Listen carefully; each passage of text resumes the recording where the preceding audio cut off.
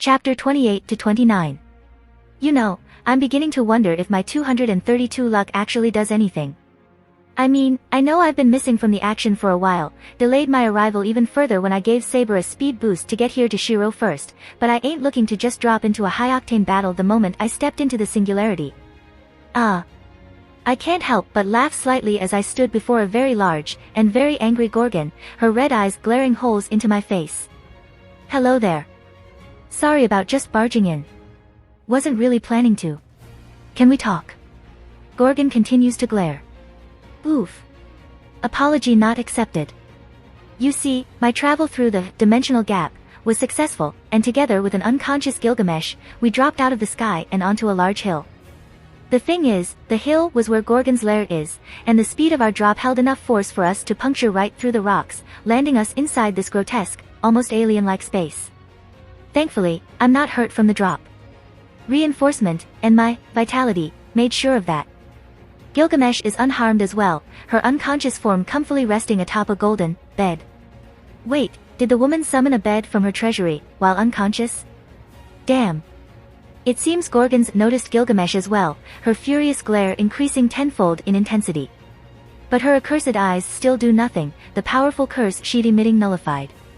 Why? She screams, scowling. Why won't you vermin turn to stone? Probably our armor, or magic resistance, or both. I say casually. Gorgon glowered. So this is a breeding place. I frowned slightly, my mystic eyes activating as I noticed the many malformed human corpses placed deep inside the lair, their skin slowly shifting as demonic energy flowed into their lifeless veins. It's a somewhat harrowing sight. I turned my eyes towards the furious Gorgon, my eyes a bright shifting blue, and... Forgive me, master. Please, I dash. A vision appears in my mind, of a battered and bruised Gorgon, her form much smaller than the one that stands before me now, her purple eyes staring fearfully at something. What? Finally snapping, Gorgon roars as her hair forms into snakes, their eyes a bright glaring red as demonic energy pools within their fangs. A second passes, and the snakes fire their beams of energy, their heat enough to turn even stone to lava. I don't move. Don't need to, as a giant wall of dark brimstone rises between me and the incoming beams, blocking the attack entirely. From behind me, the brimstone elemental appears, pulsing a deep red as a cage of brimstone slowly grows around me, ready to protect against any further incoming attacks. You. Gorgon roars again, raining down beams of condensed energy upon me, but her attacks are halted, stopped by the brimstone elemental. Seeing that, I take a breath, and activate my mystic eyes once again, staring deep into Gorgon and her history. I'll do better. I'll do better. And again, deep within her core, I see an old memory. Gorgon is laying on the ground, tears running down her face as she begs for mercy, her body torn and covered in blood. Dead vegetation surrounds her, rotting and wilting. Then. Very well. I hear a terrifyingly familiar voice, and the vision breaks, pain flaring through my body as my mystic eyes are forcibly shut down. What the hell was that? Something had forcefully interrupted me, injecting energy and tearing away the connection. I can still feel the sting in my eyes, of some foreign entity boring into me.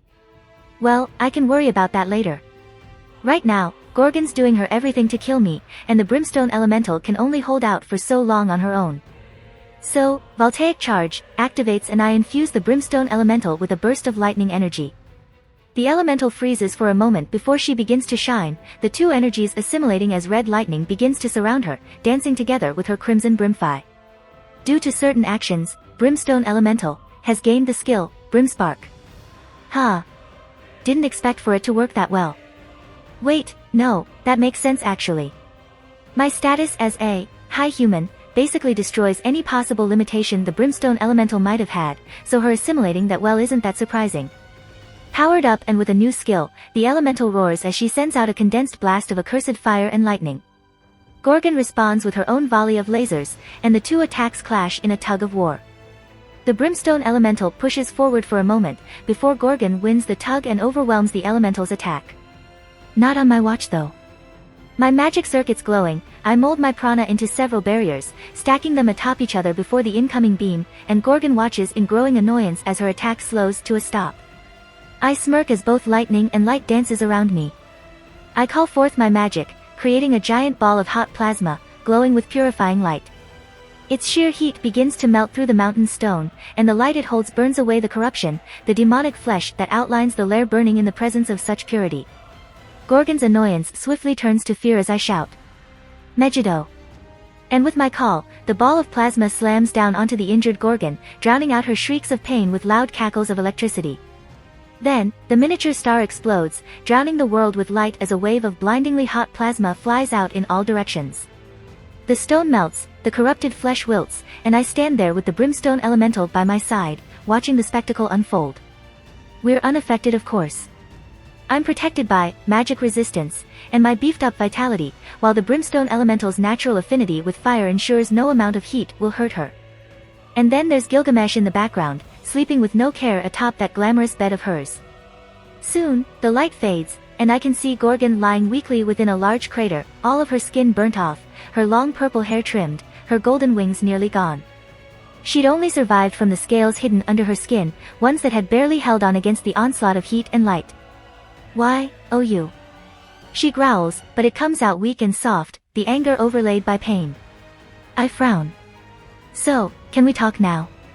Gorgon remains silent. Alright, I'll take that as a yes. I grin as Gorgon growls angrily. Cool. Okay, now, I'm gonna ask some questions. As if, I'll let you. Gorgon bites out, cursed energy silently building around her. The incoming attack doesn't escape my mystic eyes, however, and I deliver a swift lightning strike down onto her. Concentration broken, Gorgon cries in pain as the built-up cursed energy disperses in a cloud of dark smoke. Why are you trying to kill humanity? NGH. Gorgon grits her teeth and growls, but I don't care. My mystic eyes flash, and I peer into the downed Avenger's mind, pulling the question directly out of her thoughts. Humans, evil. Kill. Must kill. Destroy, impure. God, new world. The thought is jumbled, sliced up in awkward chunks, but the message is clear enough. Gorgon hates humanity, most likely influenced by her origin story, and she wants to become the god of the singularity after she clears away all impurities. A simple and common desire, but one that doesn't quite feel right. Gorgon and Medusa are ultimately the same being, and Medusa has no need to become a god. I mean, she was a goddess herself, so I doubt she'd even want to think of such a thing. Something isn't right. Why bother becoming a god? I ask further, much to Gorgon's surprise. Were you not condemned by the gods due to your own divinity? Acceptance. Live. Hide, self. Survive, wrath. How did you dash? What? I blink in surprise. Hide herself. Survive someone's wrath. I hum softly, thinking over what I'd gathered, musing so deeply that I nearly missed Gorgon's expression slowly shifting into one of terror. And no. She croaks out, trying to crawl away with her injured body. Don't hurt. Live. Don't hurt. Live. Don't hurt. Live. Don't hurt me. The incoming information overflows, and I wince as the connection is broken, my mystic eyes stinging from the sudden snap. Rubbing my eyes, I turn to look at the terrified Gorgon, who could no longer move, her body shaking far too heavily for her to even attempt to escape, her eyes wide and shaking. She was afraid of me, I realized, and I can't help but wonder why. But before I can do anything. Too bad. I thought you'll last longer. With impossible speed, a slender hand punctures right through Gorgon's chest, spraying a fountain of blood onto the stone. Then, just as fast, the hand pulls back out, taking with it the magic core that was keeping Gorgon alive. The hand belongs to a priest, his hair is silver white and his eyes a dull gold. His black priest garb is dyed red from Gorgon's blood, the new tangy color matching rather well with the red shroud he wears around his neck. Still, thank you for your work.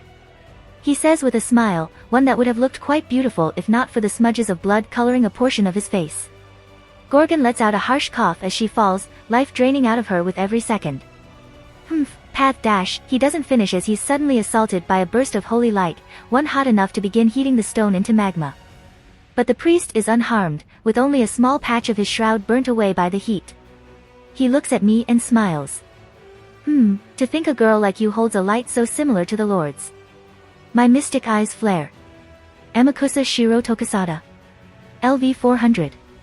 HP, 90.000.000/90.000.000. MP. Stamina. A strange priest that doesn't seem to be who he is. A Japanese priest who led battles and traveled the lands in the name and glory of the Christian God. His 2 arms are connected by his legends, for through his hands had he enacted the blessings of God. With both, he can use nearly all forms of magecraft, barring a few specific examples. Be cautious. His face is a facade, and the one under it is one not to be taken lightly. Who are you?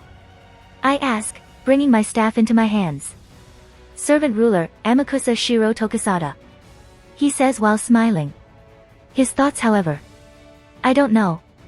Say that, and my confusion and caution grows, because if the man himself didn't truly know who he himself is, then how can I? Then, he flies forward, and I bring my staff just in time to block his sword, the force of his strike pushing me back slightly. His smile grows. It's nice to meet you. Nice to meet you too. I shout back as the area around me explodes in a blast of lightning, forcing Amakusa to jump back. He smiles. Well, I believe it's time for me to go. Hey Dash. But before I can do anything, Amakusa warps away, leaving only a small wisp of smoke in his place. Oh well. Placing my staff back into my inventory, I turn to look at Gorgon, and I grimace. She's much smaller now, still larger than a normal human, but definitely not as large as she was before. Blood covers her completely, and as her life continues to fade, she continues to weaken, the wings on her back now almost empty of feathers. And because of it, Gorgon is resigned, her will dying as she finally comes to terms to what role she's been playing in this singularity. Her heart shakes with sadness and anger and fury, directed at the world and at herself as she slowly drowns in loathing. So I bend down to my knee and ask. Do you want to live? Gorgon doesn't move, she can't, but I can feel her desperate agreement flowing through my mystic eyes, and I frown. Even with everything that's happened? Agreement again, mixed with fear this time. My frown deepens. You fear me. I say. Yet you still beg. Why not just let go? And her answer sends chills down my spine.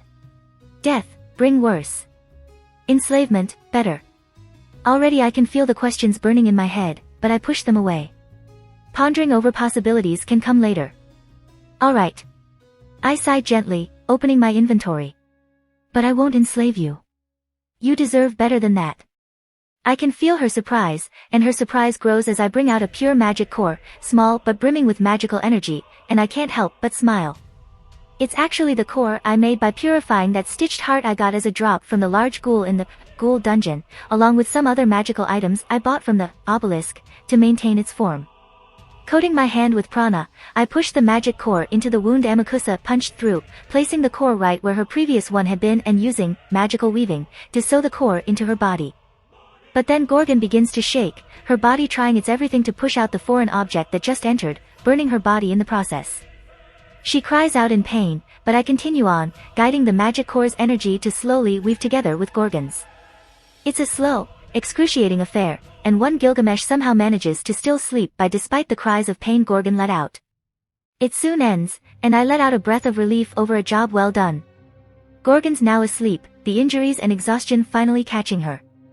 The ground's a bit uncomfortable though, so bringing out a large bed from my inventory, I carry the Gorgon onto it, letting the woman get some comfortable sleep to rest and heal. Actually, now that I think of it, this place wouldn't be too bad for a base.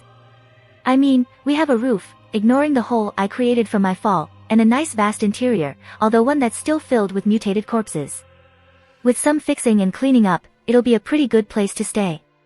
So, with the brimstone elemental floating by my side, we go and venture through the caverns inside this mountain, letting the elemental use her brimfire to burn the corrupted flesh that covers the entire place while I let loose several tanks of oxygen to blow away the burnt smell. You know, just some basic house cleaning. At what point did I stop being horrified at the sight of corpses, I wonder?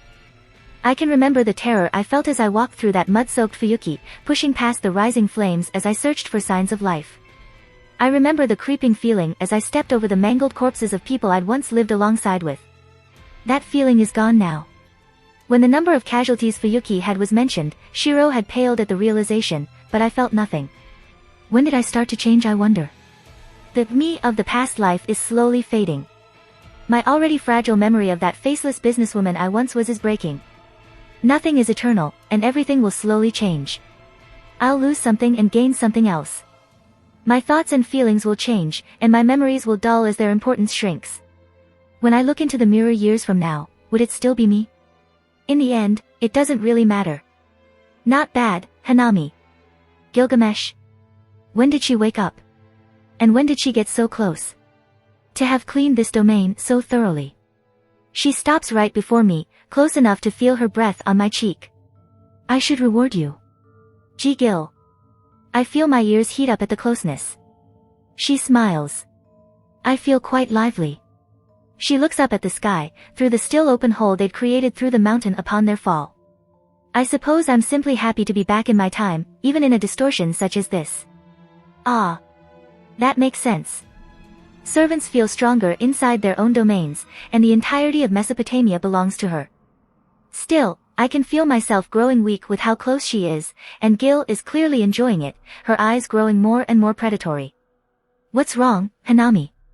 She places a gentle hand on my shoulder. Are you exhausted from your battle? Do you need rest? With a sharp smile, she weaves a hand through my hair. Do you need to be carried? I whimper softly. Her smile softens with worry. I truly mean so. Are you not tired, Hanami? You'd carried us through the voids. Such a monumental is not to be taken lightly. Ah, so that's what she's worried about. I actually am tired. I'd stayed awake through the entire trip, and the adrenaline I had earlier is gone. I hum, letting myself be caught by Gilgamesh as I let the slowly warming air and Gilgamesh's soft heartbeat lull me to a sleep. Tsunaka Hanami is made of contradictions. For how selfless she is just as selfish, adventuring and fighting to satiate her own wanderlust. For how kind she can be, she is just as ruthless. Gilgamesh doesn't fault the girl. With how many times she's placed her soul on the line, such a thing isn't out of the ordinary. Most of all, the girl is a fool. But as she lays the sleeping girl atop the bed, she can't help but smile. Because, after all, are fools not the one to push against what is established? I agree. That also includes you. She says, and the bodiless voice giggles. I guess so. It says airily. I mean, I shouldn't even be here, but, well, yeah. Gilgamesh huffs. She looks down to Hanami, watching the girl's chest rise and fall, and she closes her eyes. Why do you not talk to her? She decides to ask. For how she is, Hanami gets lonely on her ventures. I believe she wouldn't mind having you as a partner as she goes about her day. Do I really need to say, King of Heroes? No. You do not. She frowns. But is this truly necessary? Hanami has already been exposed. If I interact with her any more than I already do, she might find her, and, well, I don't know what'll happen. The voice goes silent after those words, and Gilgamesh is left to ponder on her lonesome, thinking of when this uncertain future she saw in her mind's eye would finally come crashing down. Is this fine? I look down at the sleek sword in my hands, watching the clean reflection its blade gives off even in this dark cavern. I mean, isn't this something you like to use? It is. Gilgamesh nods. But it is fine. Perhaps consider it a challenge. I look down at the sword again. The Peerless Sword, Durandal, Prototype Dash. Rank A. A prototype of a holy sword granted to the late King Charlemagne by an angel. Its power is that of a vow, to once and always represent strength and the unbending bravery. Inside it resides 3 miracles, all to maintain the eternal sharpness and durability of this noble phantasm. Not even Charlemagne himself was able to shatter the blade when he feared it would fall to the wrong hands. This is a prototype, however. Virtually the same, but insurmountably different in structure.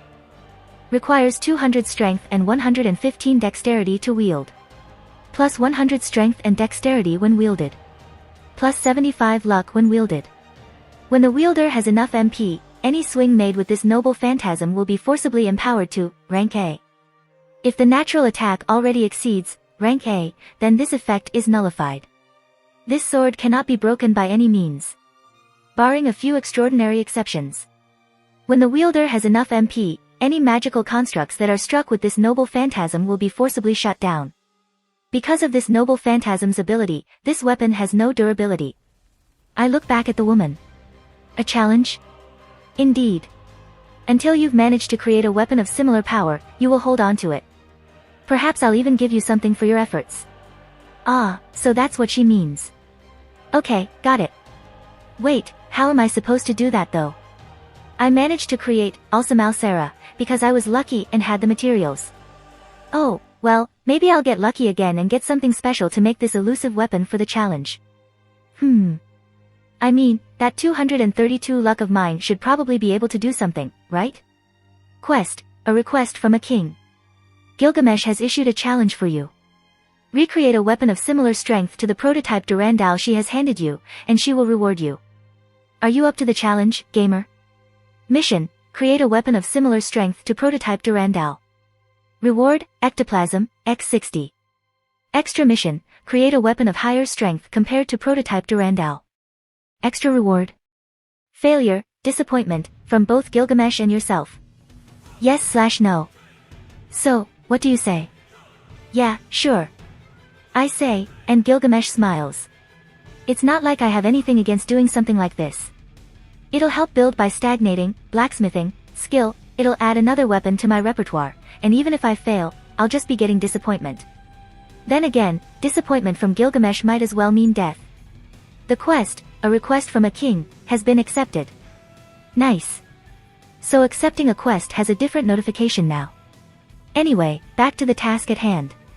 After I woke up, I was planning on exploring the area, but Gilgamesh advised me otherwise, saying that she could feel several people observing them from a distance. It took me some searching, but as she said, I could see 2 different people using my mystic eyes, watching just out of normal visual range. And of course, both are servants. One is the famous General Tomo Guzan. The other is the Oni commander Ibaraki Duji. Both incredibly strong, if just slightly weaker than Amakusa had been, and both an extreme threat that she'll most likely have to face. But I won't worry. I can't. Because if I do, then that'll be the prelude to my demise. Worrying for what-ifs will only stress me out. So instead of heading out, I stayed, creating an empty ID to mask our presence while Gilgamesh let loose these awesome golden discs that can defend with powerful bursts of lightning, reacting to an incoming attack only mere microseconds after being detected. They're really cool, and would probably synergize with voltaic charge real well. I should try and create something similar. That aside, when exploring the outside world became forbidden, my next plan of action was to go and grind some EXP back at Uriel, but Gilgamesh had stopped that too. She said that we'd spent a tad too long in that area, and she wasn't sure what would even happen if she even activated her skills and went to Uriel, with prying eyes watching them. Which was an understandable concern. Didn't mean she felt good about it. My next plan was just to make an empty ID, and test out some new skill combinations, but then I remembered that I didn't know what opening an ID would do in this singularity, so that idea was swiftly scrapped as well. It left me in a bit of a rut actually, before I just decided to spend my time making something in my Soul Forge, since it's not considered an ID. I think the best example would be to see it as an internalized reality marble, though that example doesn't quite hold up either. Anyways, the moment I thought that, Gilgamesh had thrown the prototype Durandal at me. It's kinda scary actually. Not sure if she used her clairvoyance to find that out or just noticed my expression, but it's still pretty dang scary. So here I am now, standing inside the Soul Forge, without much of a plan on what to do. I could try and start forging something to surpass the prototype Durandal, but I don't have any of the good materials on me, and if I wanted to get more, then I'd need to go to Uriel, which is forbidden. Leaving only the materials I can get from the item shop, which honestly doesn't match up against the items sold by the obelisk. It's a bit sad actually. Maybe there's a way to improve the stuff sold on the shop. I mean, I somehow managed last time, upgrading the materials sold from just being rank C+ to rank B, but I have no idea how to improve it further. I guess I might as well make some stuff for Shiro and I to wear. Don't have a reason to not do it. The issue comes with what Vanity said I should give Shiro. I'm not much of a fashionista, my sense of fashion's as good as none. Like, when I was creating Kalkadine, the only picture I had in mind was some sort of sharp fantasy librarian suit, and it somehow turned out alright. I tried making a random shirt once. It didn't turn out well. What to do? But then I remembered that I'm with Gilgamesh, and she'll probably have a better eye for this kind of thing than I do. Wait, is it even possible to bring someone else into the Soul Forge? The answer is yes. The result is a mixed bag though. On one hand, Gilgamesh has an extremely good eye for fashion and beauty, which isn't all that surprising considering what kind of person she is. On the other hand, the king is a cruel, cruel mistress. The woman is a slave driver, I tell you. From the moment Gilgamesh entered, she saddled me with request after request, anchoring me to my seat as I tirelessly worked on the various sets of items I created using magical weaving. And of course, the gamer system is having fun at my expense by continually attaching quests based on Gilgamesh's requests that I can't even deny. Ha, at least I've got several wonderful pieces of clothing for me and Shiro to wear. And several not-so-friendly sets that would embarrass me to hell if I'm forced to wear them. Which, seeing as Gilgamesh was the one who requested them, I would probably have to wear sometime in the future. Ugh. Overall, the whole thing was a fun, if rather backbreaking experience. It's been several hours since then, and it's now night. Gilgamesh is idly gaming on her bed, occasionally twisting and turning to make herself comfortable. Gorgon still remains unconscious, though she is healing. And I've been sitting atop the mountain Gorgon's lair is situated inside of, silently gazing at the starry night sky above. The two stalkers we had are long gone now, though I'm not too sure when they left. Probably got bored some time after I brought Gilgamesh into the Soul Forge. I sigh silently, letting out a puff of air into the cold nightly air. I wonder what Shiro's doing right now. I can just use my mystic eyes to find out, of course, but I'll refrain from doing that. Not only is it a breach of respect, it's probably going to murder my eyes even further. Even now, hours after that burst of pain I received in my battle against Gorgon, the aching still remains, an unseen pounding coming from the inside of my skull. It isn't anything too worrying. It's actually kinda like when you finally look away after staring at a computer screen for too long. But, well, it'll get better soon. I'll just need to refrain from using it too much. That all aside, however. There's never a moment of rest in this new life of mine, is there? From my less than graceful first encounter with Shiro, all the way until now, in a singularity and embroiled in another tug of war for humanity's survival. I kind of miss my old, boring life now. Not that I want to ever return to it, but I guess that old predictability and tranquility of a simple everyday life is just gone, huh? Not that I remember too much of it anymore. With those thoughts silently swimming in my mind, I watch as the stars slowly spin in the sky. Ritsuka is beginning to wonder if the world is doing its everything to prevent her from getting a good sleep. It had been a normal day, with dawn slowly approaching as the sun began to peek from the horizon when the alarms rang all across Uruk. She'd groggily awoke from her bed, and went out of her cabin to see everyone suited and geared for battle. With a quick waking slap to her cheeks, she headed out to battle. The situation was worse than she expected. She'd been told that a large horde of demonic beasts were approaching, but she didn't think large quite worked for the size of the incoming wave. It was made worse when they noticed a second wave incoming, this time made up by demonic beasts she's never seen before. The dingers situated at the wall helped immensely, the javelins Shiro crafted being a wonderful weapon to fire onto the incoming beasts, but it still isn't enough. The people can only load and fire the cannons so quickly, and Ritsuka soon joins the battlefield with servants fighting by her side. Shiro and Saber led the defense, the pair working together with flawless efficiency as they cut through the demonic beasts. Ushi stays just behind the two, killing any demonic beasts that happen to make it through Saber and Shiro. Mash, Benkei, and Leonidas are the wall, guarding both Ritsuka and the gate she stands in front of. While all that happens, Merlin and Gilgamesh are hard at work, using their capabilities to overlay several barriers over the entirety of Uruk. Soon, with everyone's combined effort, the first wave of chimera-like demonic beasts are slain, and the second wave soon comes. But then Benkei noticed something in the distance, and then paled when he realizes that it's another wave of unknown demonic beasts, this time made up by dragon-like monsters with the powers of flight. The entire thing somewhat reminds Ritsuka of Orlan's and the ever-approaching horde of dragons she had to face back then. A small part of her laments the entire thing. She'd lost her beauty sleep because of it, and she silently prays to some unseen deity out there to just conveniently erase the encroaching army from existence. Her silent prayer is wonderfully granted. Everything stops as the sky is suddenly lit up by bolts of magical light that fell from the clouds, shining like falling stars as they filled the sky above. All that lived look up to see the approaching ruin, and the demonic beasts have only a moment to steer away before their bodies are impaled by the bolts of holy light. Just as quickly, the army of monsters falls into chaos as survival instinct overwhelms the commands infused into their brains. Most did their best to escape, Some tried to fight back, some tried to charge further. None of it mattered. As long as their demonic cores lived on, the bolts will zoom towards them. Even the fourth army of monsters are wiped out, killed before they could even join their fellow beasts in battle. Some of the larger and sturdier demonic beasts survived the falling stars, but even they fell, their heads severed and their bodies cleaved in two by Shiro and Saber's attacks. And just like that, the calamity is averted. Ritsuka blinks, and blinks again, and she gapes. One moment she's dreading the incoming monster march, then they're all suddenly gone, and the barren earth is suddenly painted purple from all the demonic blood and corpses lying about.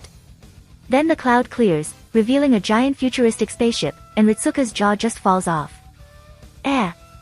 Everyone else just stares with silent disbelief, except Saber and Shiro, who look up towards the floating ship with wry smiles. I can't even be surprised anymore. Saber jokingly laments, and Shiro gives the King of Knights several sympathetic pats on the shoulder. Shiro. Ah, there she is. He says, his smile growing as he spots a familiar girl free-falling through the air, wind whipping through her light brown hair as she falls. He looks at her, sees that bright expectant smile on her face, and Shiro lets out a soft huff. Smiling, he breaks into a run, stopping just under her, and he opens his hands to catch the girl. The force of her fall sends a pressure crash down, cracking the earth under him and would surely kill anyone who is close. Thankfully, he isn't a normal human, and so he catches the girl with nothing but his arms and a smile. Nice catch, Shiro. She cheerfully says, wrapping her arms around the boy's neck. Shiro's smile grows even more, warmth blooming in his heart as he takes in as much of the girl as he possibly can in that moment. He trusts her. He trusts that she'll arrive. They haven't been separated for long. But in the depth of his heart, a dark voice had whispered that everything would go wrong. Saber might have arrived, but maybe Hanami and Gilgamesh are lost in the dimensional gap, forever trapped in that void because of him. And here she is now, in his arms, her smile and warmth and magic the same, and he feels a tight knot in his gut finally begin to loosen. He returns the hug, pulling her closer to his chest. Others are watching, all are curious and wary, but Shiro doesn't care. He never will. Let them watch. Let them wonder. Let them question. He doesn't care, for as long Hanami is with him, nothing else matters. They spend a minute or two just taking each other in before Hanami frees herself, smiling gently. I'm glad you're okay. She whispers softly, and he nods. I'm glad you're fine too. Hanami hums, before she turns to Saber and waves cheerfully. Saber just smiles and waves back before pointing at a bewildered Ritsuka, still gaping at her. Hanami grins, before suddenly appearing in front of the bewildered girl and gently pushing her jaw back close. Don't keep your mouth open too much, Ritsuka. Flies might fly in. The girl's jaw drops again. To be fair, Ritsuka had just seen Shiro and Hanami hug and cuddle one another for a couple minutes. For how much the girl has seen throughout her grand journey, she's never seen such open displays of affection between two people. Are you Hanami? Ritsuka finally manages to say. Hanami nods with a smile. Sure am. I arrived about a day ago, but there were some, complications I had to deal with before I can take a visit over here. She explains. So, how've you been here, Ritsuka - wait, I can call you that, right?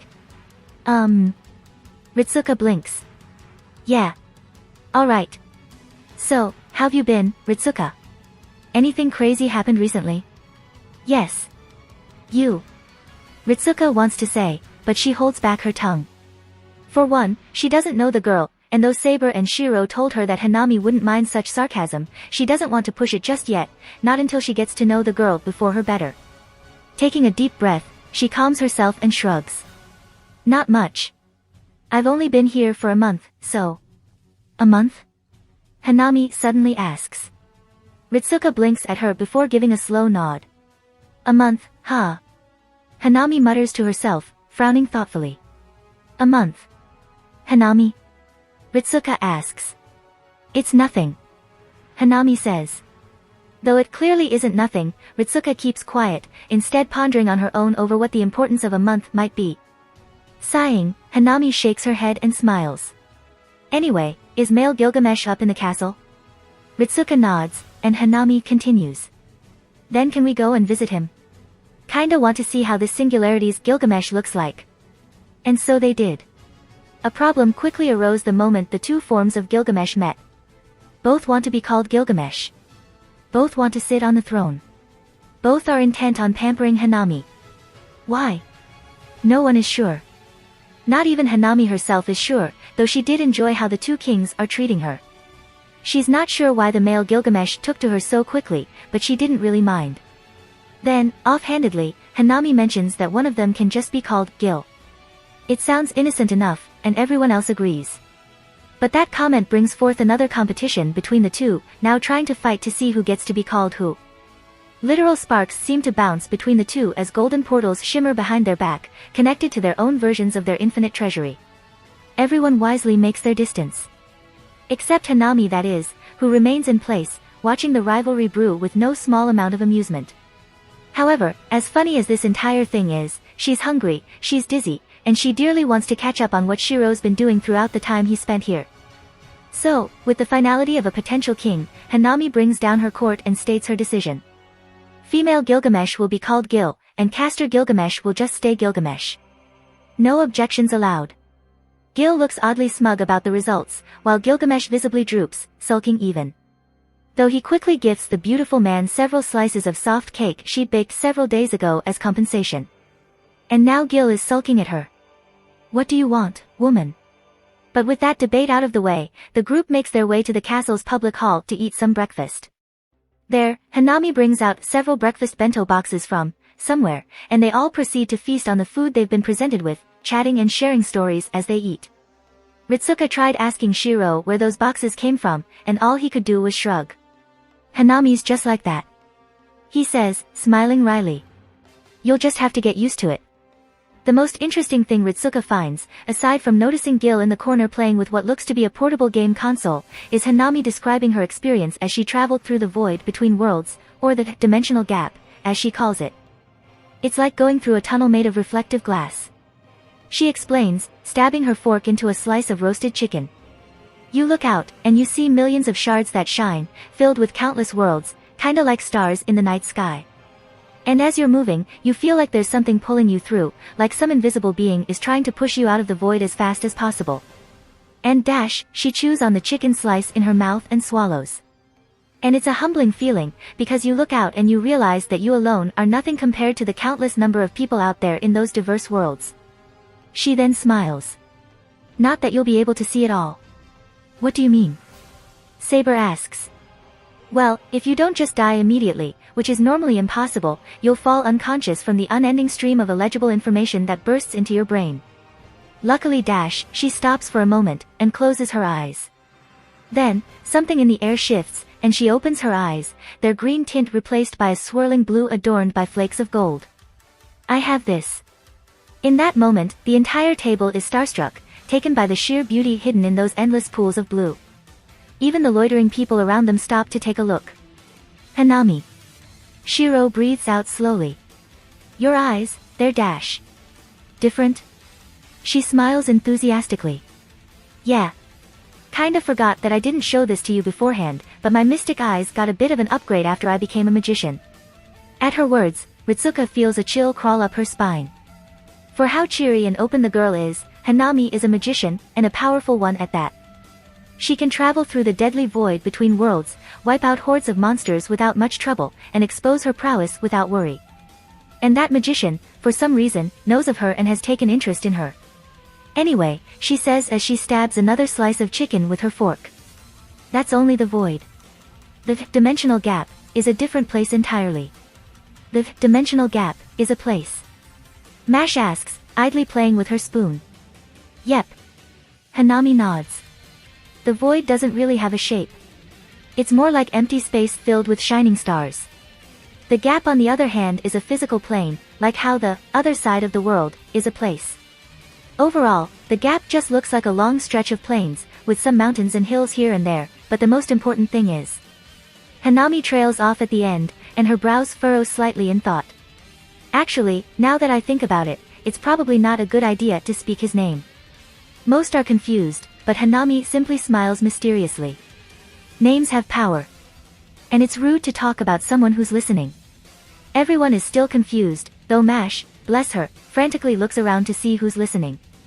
But Ritsuka stays silent, wondering. She glances at Hanami, seeing those mystic eyes of hers, and she thinks. The one that speaks of her tales looks like a normal girl. One with light brown hair and green eyes. One garbed in a long dark blue jacket and black jeans, with a bright purple scarf wrapped around her neck. One brimming with excitement and with a smile whose brightness rivaled that of the sun's. But she is a magician as well, one capable of traversing through different worlds, and Ritsuka can't help but wonder. Who truly is Tsunaka Hanami? How strong is she? What can she do? How did she become a magician? What has she gone through? What stories are hidden behind those bright smiles of her? Who knows? It's minutes past midnight, and I cannot sleep. Uruk has grown quiet, with every citizen now asleep in the meager comforts of their homes. Even Gil had fallen asleep, the multitude of hours she spent familiarizing with this version of Uruk draining much of the energy she'd normally have. And so I sit by the walls of Babylon, the barrier separating what remains from the desolate ruins of ancient civilization. The stars are abundant here. There is no artificial lighting to drown the light from the distant stars above, and the picture it paints is a beautiful one. The gentle howls of the wind comfort me as I sit there, and silently I muse to myself. I'd found myself within the final stretches of the Grand Order. Once this singularity breaks down, Ritsuka and Mash will return to Chaldea, and then, they will reshift into the Temple of Time. There, they'll come face to face with Geotia, one of the beasts of humanity, and the one behind the beginnings of this journey across time. Would her journey end after that, or would she continue, brought by the tides of fate towards a new horizon? When will my journey end? I don't know. I can never know. There are never truly endings. A conclusion is the beginning to another, and that cycle will continue until the end of time. It's begun to sink in that I'm no longer human, both figuratively and literally. I've grown past it, pushed past the limits of what a human should be capable of. Whether that's because of my own effort or because of the gamer system's meddling is unknown, but frankly, I don't think it matters. I'm no longer human. I won't age like a normal human. I'll outlive the Kiritsugu and Irisville that I've come to know. I'll outlive Ilya and Nya. I'll outlive most humans I'll come across. The sheer thought of it scares me. But, well, what can I do? Reality is a cruel, unfeeling mistress, and there's nothing I can do about it. Only learn, accept, and move on. Well, that's enough of that line of thought for now. But to go back to Ritsuka for a moment. The girl mentioned that she was learning under Shiro, hoping to at least be able to cast Gihen before this singularity ends. Of course, being curious about it, I asked if she was also learning how to fight under him, to which she answered yes. Then I asked if she had some experience fighting with a sword, and she indeed does, though she isn't very good with it. And immediately, neurons in my head lit up, and an idea immediately made itself present. See, learning how to fight with a sword takes a long time. It takes months to get used to the weight of a blade and years to start getting a grip on the best way to swing. I'm exempt from that for obvious reasons, but the point still stands. For how large the threat in this singularity is, I doubt it'll last long enough for Ritsuka to start getting used to fighting with a sword. But that's if she does it normally, and thankfully, someone like me exists here. So I have two ideas. One is to give her a skill book on sword mastery, which isn't all that hard. The item shop sells it for basically nothing. The other idea is for me to make a specific noble phantasm for her, one imbued with my own sword mastery skill to help guide the girl as she fights. It'll be kinda like hunting, I suppose, just instead of constantly hunting for its target, this one will guide Ritsuka on how to best wield a sword to slice the target. Which then brings up the issue of materials. I mean, I have some fairly good materials I can just buy from the item shop, but I'm planning to make the best one I possibly can for her. But then, Shiro showed me a new material he made from purifying and freezing demonic blood, and it is superb. Purified demon steel is pretty much the same thing as thorium, but much better. It's an extremely good conductor for magic, can store a good amount of energy, and it's fairly durable, not to mention easily gathered. The purified demon steel Shiro's had was used to create javelins as ammunition for the mounted dingers though, so there isn't much left at the current moment. Which then made me think, is it possible to automate the entire process? I mean, Shiro spent most of yesterday toiling away on the anvil to create the javelins. It sounds awfully inefficient, and the time Shiro spent creating those javelins could have probably been used for something else. The thing is, I ain't an engineer. I don't know how to create something like that. But I do know someone who is. I just need to see if I can somehow communicate this idea with her. Wouldn't it be better to just have 4 dumping points, though? Hanami argues. I mean, having the 4 different places to dump the blood would give them more leniency on which to pick, right? And it's not like Uruk has 1 entrance only. I guess so. Da Vinci hums, her voice slightly electronic from the magical calm she's talking through. But would we have enough prana to keep up 4 points? We should. Merlin excitedly claims, smile on his lips as he dines on the cup of pudding Hanami gave him a minute ago. And if not, then I can simply make more. It shouldn't take too much effort. Well. Hanami continues as she idly points on the blueprint she'd drawn of whatever it is she's trying to create. Ritsuka just stands there, staring blankly at the scene as she tries her very best to comprehend what the 3 are talking about. She knows that Hanami plans to create a complex system to automate the creation of those javelins Shiro forged a day ago, and some of the terms they mention do make some semblance of sense. But overall, she doesn't really understand. It doesn't really matter, however. Her mind is occupied by something else, something much more curious. Just as she'd done with all the servants she'd come across, she'd offered to form a contract with Hanami, allowing her to feed from her magical energy and gain power from her command seals. It would most likely create the somewhat unfinished contract she had formed with Shiro and Saber, but it was a contract nonetheless. But Hanami rejected her. Not out of hatred or amusement, but worry laced with sympathy. I can't. She said, giving her a gentle pat on the shoulder. I don't know what might happen, but connecting with me won't end well. My soul isn't something a normal mortal can handle, especially not with what I've put myself through. What do you mean? Ritsuka said, confused. Hanami opened her mouth to speak, and then stopped. Her eyes dulled for a moment, the green tinted by a bright blue, before she shook her head. Have you met the perpetrator of your grand order? Hanami frowned slightly. Have you met Solomon? For Ritsuka, everything stopped. Her breath was stuck in her throat as she recalled that vision she received back in Camelot. She flew back to that cracked temple, where tendrils of the abyss struck her and Solomon's manic laughter echoed through her skull. She found herself sinking once more, dragged by melting hands into the abyss that was slowly expanding before her, her cry for help frozen in her mouth as Ritsuka bit her lip as she pushed the memory away. Why yes. She tried to say steadily, but seeing Hanami's growing worry, her attempt clearly failed. Imagine Solomon's darkness seeping into your soul. Ritsuka stiffens, but Hanami continues. That's pretty much what I put myself through in the past. It's gone now, but its presence still lingers, and I'm not willing to risk your life and sanity just to form a contract. She said, idly scratching her chest with a grimace. Well, that, and I don't think forming a direct magical contract with a magician is a good idea in any scenario. She quickly added with a smile. Hanami she tried to ask, but before she could, Merlin finally arrived, and her question was pushed to the back of her mind. Itsuka. Ritsuka blinks slowly.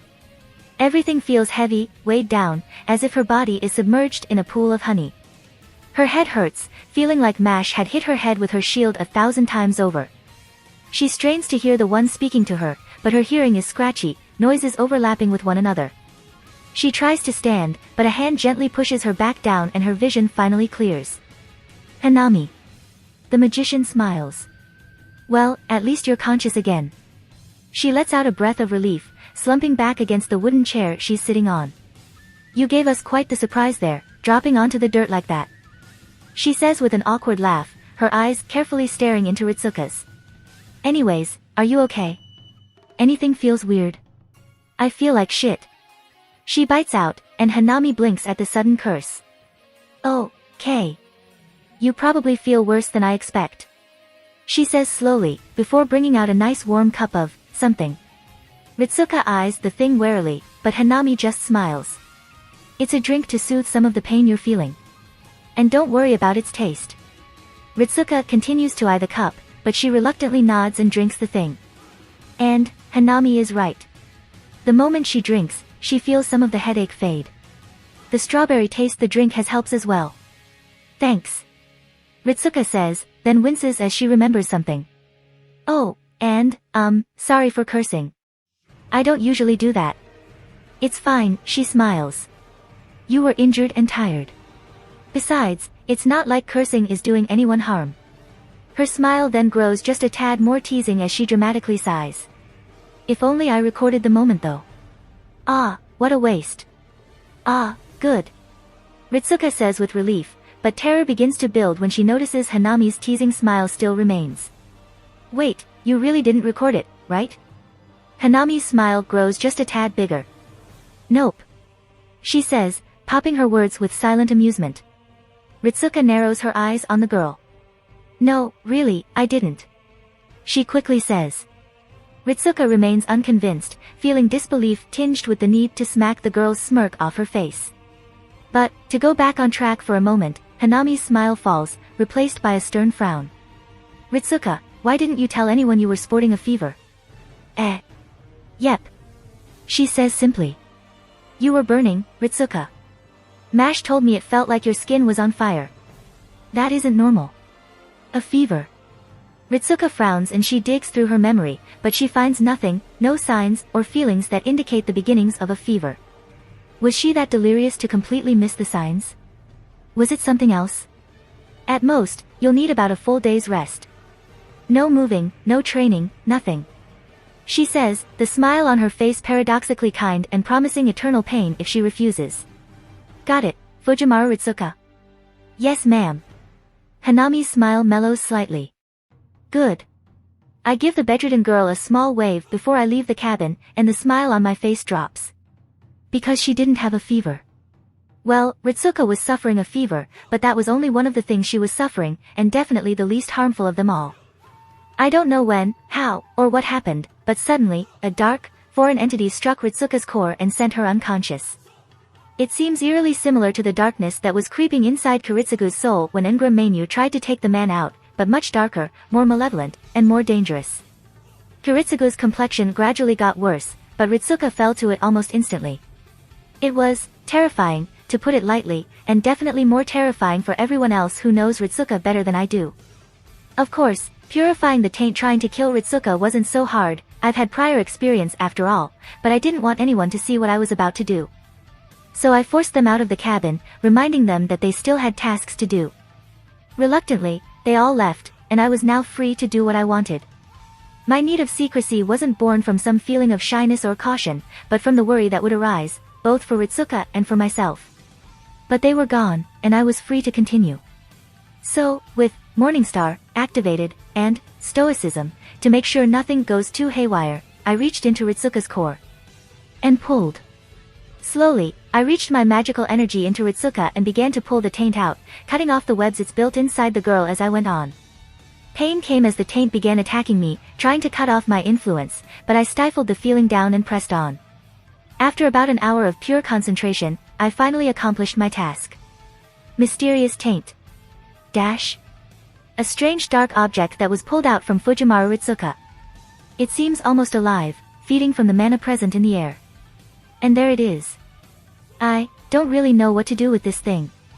It isn't a material, at least it doesn't seem to be. It's not some consumable either, or even if it is, I'm not eating it. The only thing I can think of doing with this is to analyze it with my mystic eyes, but that's pretty much a given with anything new I get. Well, might as well do that. Empty ID.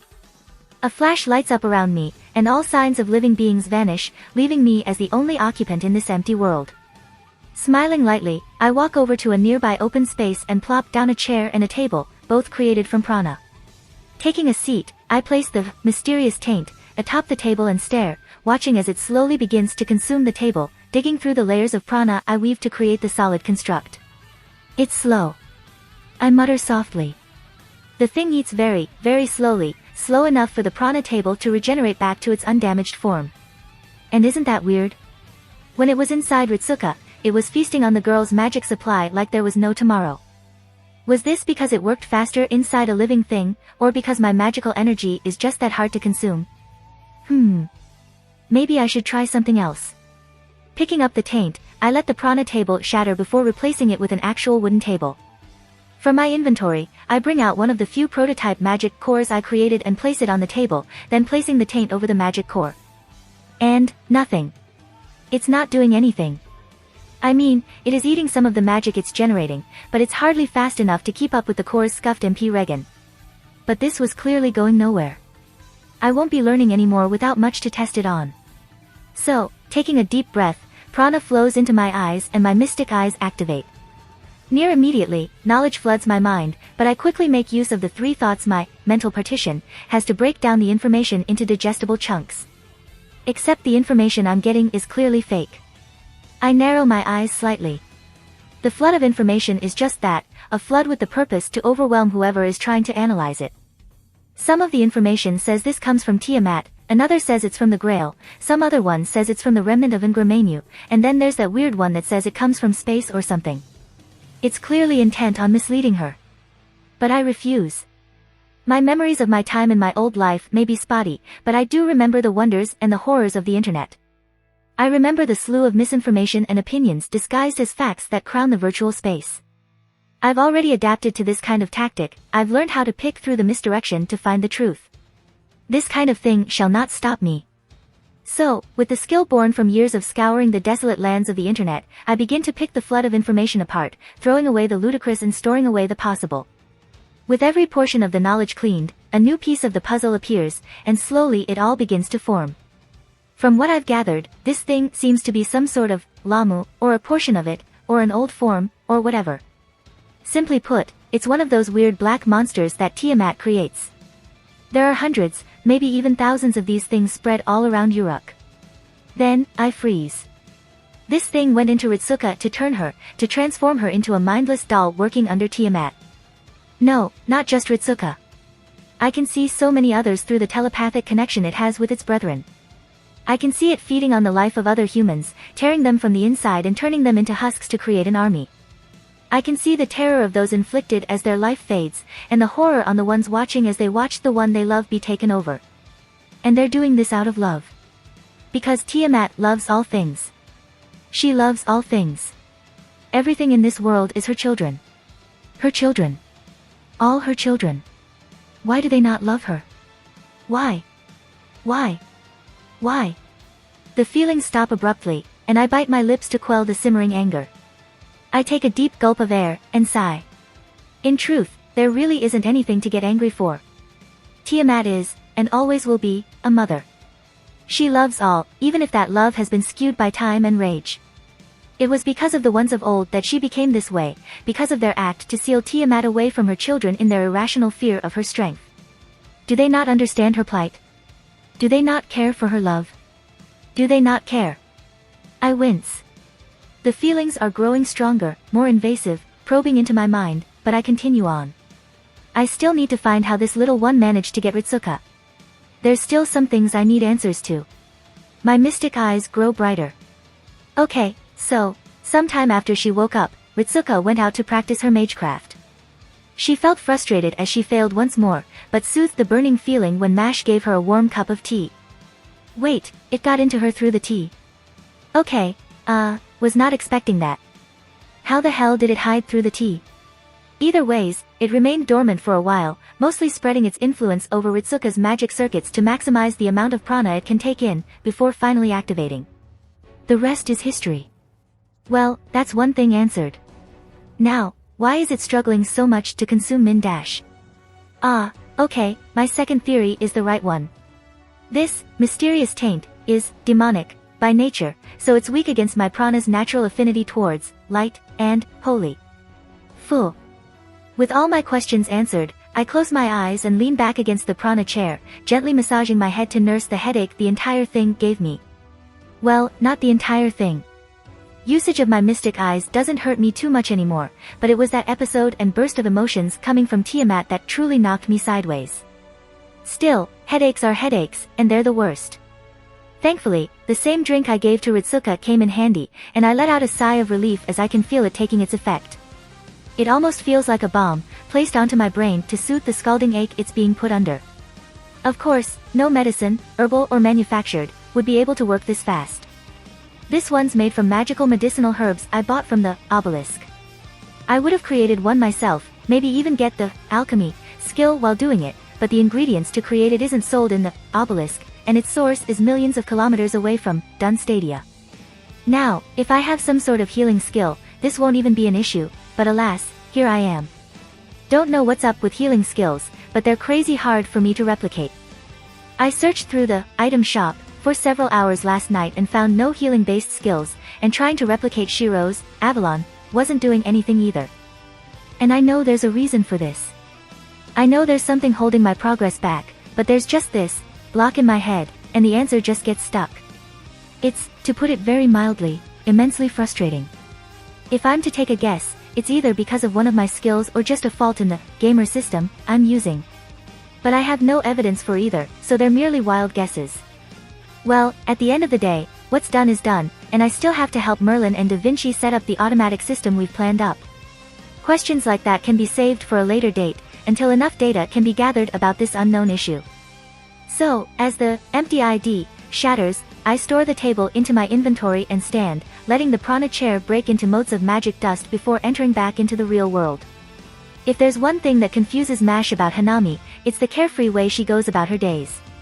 Even with the limited interaction she's made with everyone, Hanami treats them like they're a long-known friend, smiling and laughing and joking with the rest. She gives weapons and items, at the level of powerful noble phantasms, to people she'd only met for about a day or two. Such carefree acts aren't born from pride or confidence. She doesn't act as such due to pride, nor does she do it because of her confidence, even though she rightfully has both.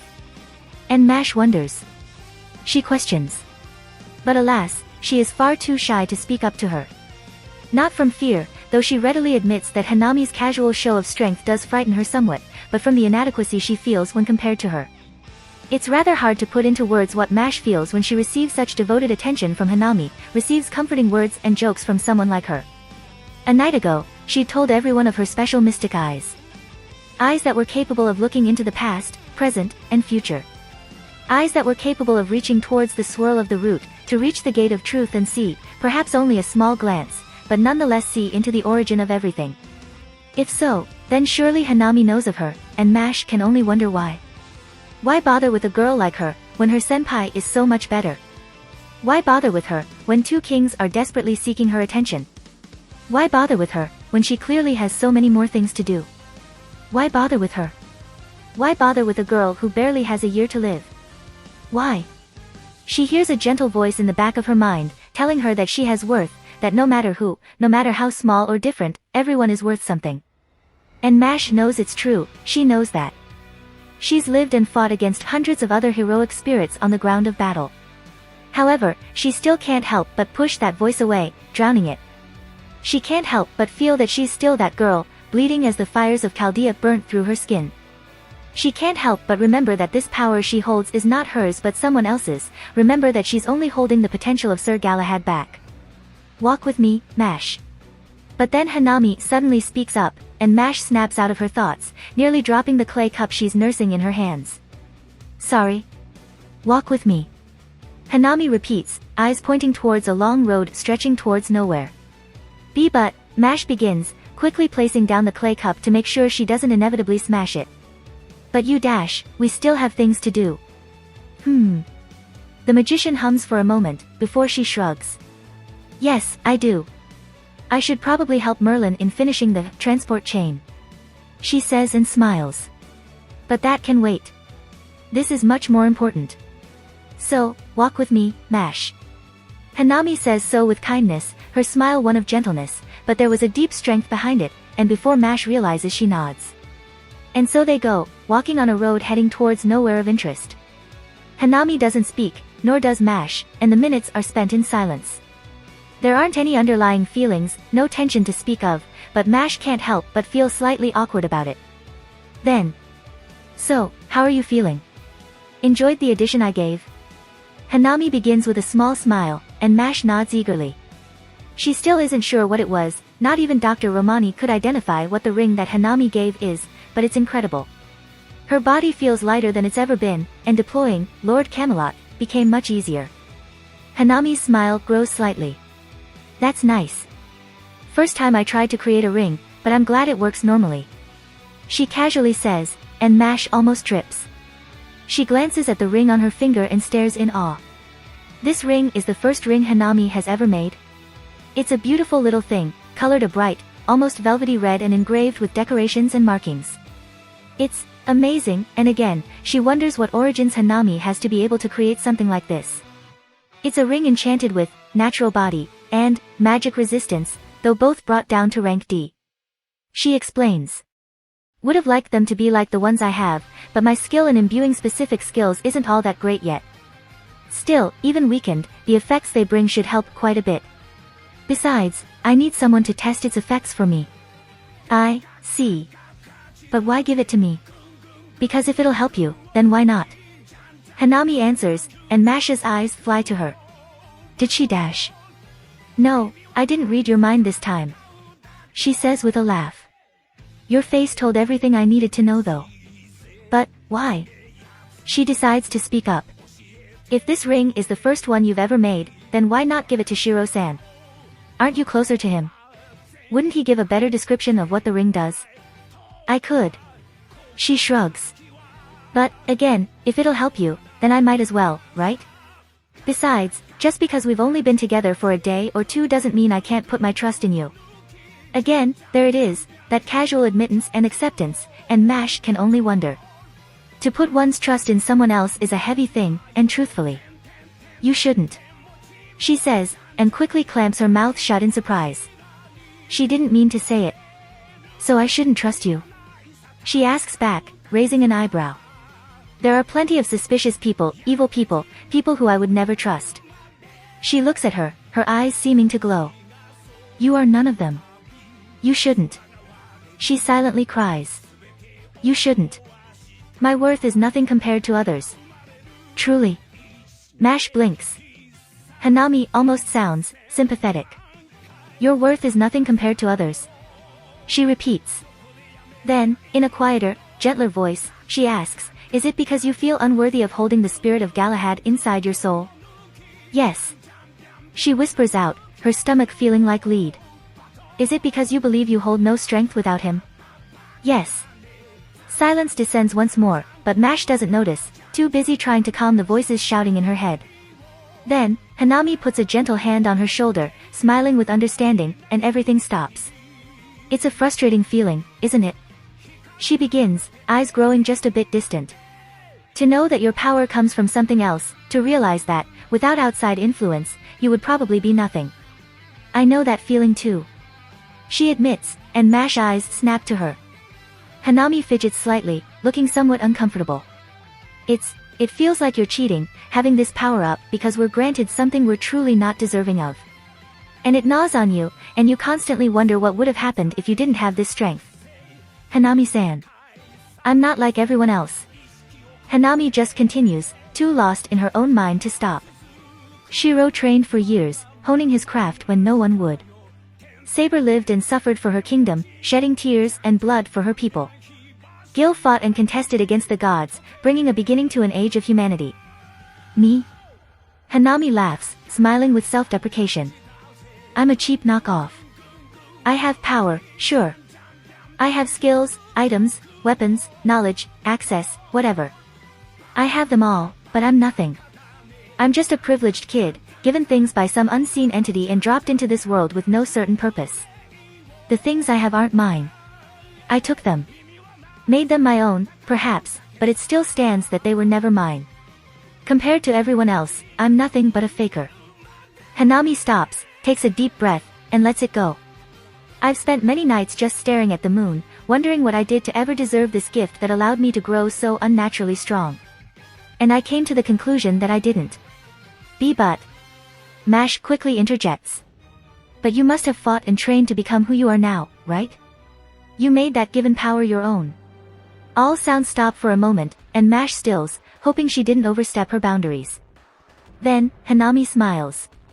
Exactly. I came to the conclusion that I didn't deserve this gift. Hanami repeats, but her smile is a genuine one this time. And that doesn't matter.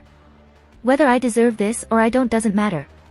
Sure, there's certainly someone out there in the multiverse that's much more deserving of my gift than me, and someone who can use it better than I ever can, but that doesn't matter. With eyes of shining gold, Hanami turns to her and smiles. Because in the end, it was given to me, and wouldn't it be a disservice to not use it to the best of my capabilities? She says, and her smile softens. Isn't it a similar case to yours? Mash finds her breath stolen as she hears that, staring into those bright golden eyes of the woman that stands before her. Beautiful. You were given the soul of Galahad. You were gifted his shield and his noble phantasm to use in battle. You were given a life where others died. Do you deserve so? Maybe, maybe not. But what matters is what you've done with that chance. And look at you now, Mash Kirilite. Look at how far you've come. You are a design child, your life may not be your own, the time you have left may not be long. Hanami takes a deep breath. But you've kept moving. Doubts plagued you, and the bell of your death hung above your conscience, but you walked forward. Hanami smiles. So, as you've said to me, you fought and trained to become who you are now. Galahad may be where that shield and that noble phantasm of yours came from, but you've made that power your own. And isn't that the most important thing? Mash remains silent. She has no words. She can say no words. Because for as much as she denies it, she knows those words are the truth, and that Tsunaka Hanami truly understands. So she just stands there, tears of relief falling as she's gently embraced. She doesn't know when she began crying, or when Hanami had hugged her, but it doesn't matter. Because those words have been spoken, and her heart feels lighter than she has ever remembered. In the end, Mash and I spent most of the remaining daylight touring the roads around Uruk, talking and sharing our stories. It was only when the sky began to darken that Mash realized that we'd used up so much time outside, before then remembering that she hadn't finished the task she was supposed to complete for the day. With a wry smile, I quickly reassure the girl, telling her that I can tell Gilgamesh that we were busy with something. Mash looks at me for a moment, before slowly nodding. And so we begin heading back, idly chatting as our soft footsteps escape into the night. You know, I'm glad I had this chance to talk with the girl. Not just because I could help lift some of the doubts plaguing her, but also because I had the chance to just let out some of the things I've been holding. Because it's true, you know. I'm a faker, holding cheat powers and standing amongst other people who had to actually work hard to get to where they are. Heh. It's kinda ironic actually. I had the quest to help push Shiro away from his fate of being a faker, but I guess that trait was passed on to me. But, well, I don't let it hold me back. I'd rather not spend that energy contemplating on an answer I have no way of answering on my own. There's just a tad too many things I need to do at the moment. Like right now. I stop walking. Mash. I say, bringing out, Alsamal Sarah, from my inventory. Bring out your shield. Be on your guard. Why yes. In a flash of light, the shield of the round appears in Mash hands, and she bends her knees slightly, preparing to move at the slightest signs of threat. Seeing that, prana surges into my eye, and my pair of mystic eyes activate. And behind. Right. Turning on her heel, Mash spins and leaps back, kicking the monster that was slowly creeping behind me. The beast crashes onto the dirt, before it shakes, standing back up with an almost mechanical snap. Under the guise of night, a normal human would have been hard-pressed to see the monster, but I have my mystic eyes, and Mash is no normal human. The monster is a familiar one, its glossy skin a reflective black, its body made only of a torso and a giant mouth, teeth visibly shown to the cold night air. My eyes narrow. Lamu Beta LV 300. HP 9000001/9000001. MP. Stamina. The children of Tiamat, and the new species that shall overtake the rule of humanity. Born from the cursed mud of creation, they set out with the singular purpose to spread their influence and let their mother rule over what is rightfully hers. Due to some circumstances, the first prototype was destroyed before it could breed, and so a second form was released. Skills: Pliable Body, LV Max, Child of Nature, LV Max, Unnatural Weapon Mastery, LV01, Iron Body, LV01, Regeneration, LV01. So the observe function of my mystic eyes has some additional information now. That's kinda cool. It's a bit odd though. For a level 300 monster, the llama's health is well, it's now low, but it's certainly on the lower end of the spectrum, especially considering the level it has. That aside, from what I can see, Pliable Body, and Child of Nature, seem to be the base skills of all types of Lamu, going forward, but the other three are exclusive to this one, since all three is still at level 1. I wonder how those three skills are supposed to gain levels though. But let's not focus on that right now. There's more important things to do. Don't let your guard down, Mash. The thing's fast, durable, and unpredictable. I say. And it regenerates as well. Got it. I nod at her, smiling lightly. I'll provide fire from behind. And without further ado, the dark of the night sky lights up as hundreds of prana bullets form in the air, each glowing with holy magic. The Lamu lets out a shout as the bombardment rains down. The first few bullets make impact, but the rest missed, the Lamu having created holes in its pliable body to avoid the incoming barrage.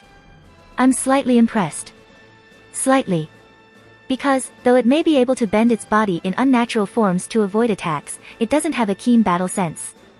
A cloud of dust is kicked up, and the Lamu moves too late to avoid Mashu's enhanced shield bash. A cloud is kicked up as the Lamu is sent crashing into the dirt, before being blasted by several hundred holy magic bullets from above. And then, the dust cloud fades, and the Lamu's gone. Huh? Where did Dash? Mash? Below. I quickly shout, and Mash heeds the command and jumps, just in time to avoid the claw that snapped out from the ground. The shielder turns and promptly smashes the bottom of her giant shield into the ground, pummeling the claw flat. Thought that doesn't mean much, as the claw just slithers back into the ground, pliable body, negating much of the damage. But, there's something I just can't ignore.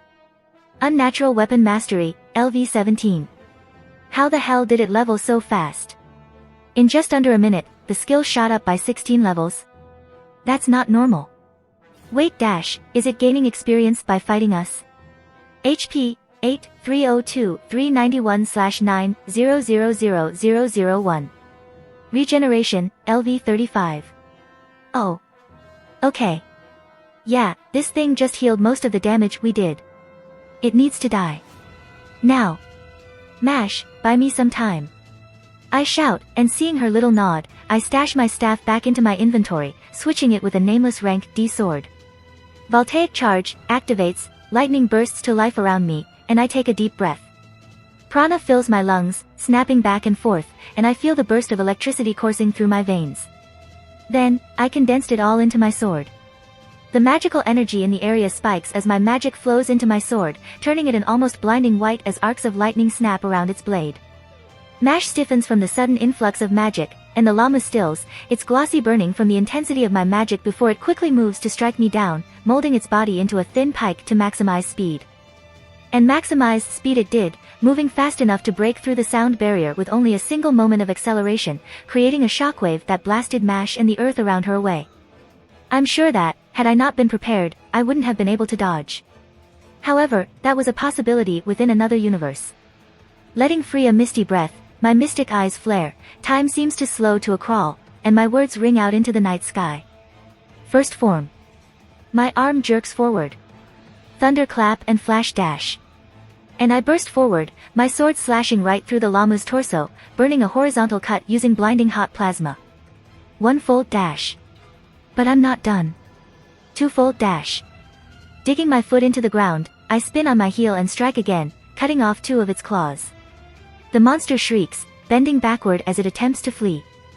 Three-fold dash. My arm moves before it can though, and my plasma sword slices through its waist, cutting the Lamu's legs off its torso, and the mudborn creature can only shriek. I take a quick breath, my body quickly tiring with burns beginning to appear on my skin, but I move again. Four-fold dash. I burst forward again, cutting off the other two arms the Lamu had, filling the air with a disgusting stench as the sliced claws burned. The Lamu shrieks again, Mash watches in silent awe, and I let a small smile appear on my face. One more. Five-fold. Spinning, I turn to face the Lamu, and with my arms raised, I bring the sword straight down, cutting right through the Lamu's head and torso. All goes silent for a moment, before a loud bang follows as the sound of the thunderclap finally comes. Chunks of the earth fly up, molten bits of iron flop onto the ground as my sword fully melts away, and I watch with satisfaction as the 5 consecutive slashes I made take their toll on the monster, burning away the 5 pieces I'd cut the Lamu into. You have killed, Lamu Beta. 35 billion EXP gained. You have gained, Tainted Magic Core, X100, Life Essences, Divine Shell, Skill Book. First form, Thunderclap and Flash, has leveled up. Abnormal Status Resistance, has leveled up X2. Nice. I whisper with a light laugh, before wincing as a cough racks through me. With the battle over, the adrenaline fades and I let myself fall to my knees, wincing again as the burns on my body scrape against the ground. It kinda sucks that I still can't use first form without hurting myself. I mean, I guess I did kind of push it by using it 5 times in a row, but still, kinda expected a combination of my vitality and magic resistance would have allowed me to at least mitigate that downside. Actually, isn't that kinda weird? Both of them combined makes me strong enough to tank some of the more powerful magic spells, so why isn't it protecting me from voltaic charge? Is it just because my intelligence stat is high enough to bypass that, or is it because I'm letting voltaic charge occur inside my body? How curious. Hanami-san. I blink, snapping out of my musings to see Mash kneeling beside me, her eyes shining with worry. I'm fine, I say as I try to stand, only to then fall back down. Confused, I blink and look down. Ah. I then see the slight spasming of both of my legs, and I can't help but smile wryly.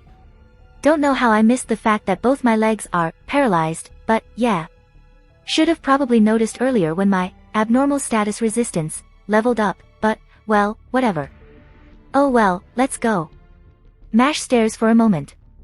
Do you need to be carried, Hanami-san?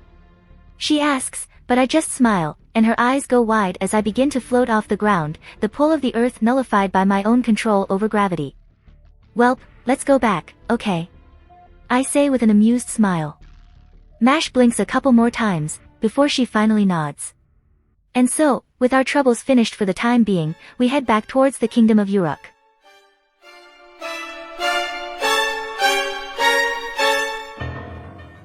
If you like this content, don't forget to like and subscribe.